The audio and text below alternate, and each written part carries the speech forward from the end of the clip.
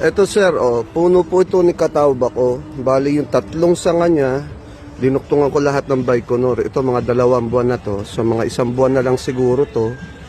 Pupula na ho yung bunga na ito ni Baikonur. Yan. Ganda ng bunga niya. So, bonus lang at nagbigay kagad siya ng bunga ng green up ko. Yan. Madali kasi pabungahin ito si Baikonur. Lalaki ng berries. Pupula ho ito mga 1 buwan na lang. Yan, nasa container lang.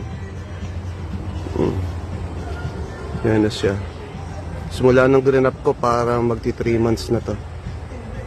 Yan. So, 1 buwan na lang, pupula na rin itong bunga.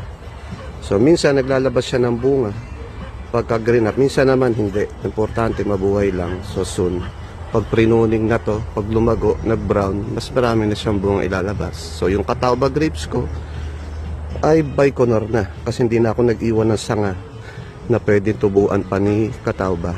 Pero yung isang puno, pwede naman mo yan duktungan kung maraming sanga ng iba-ibang variety. Ayan. Ayan. Ang laki siya.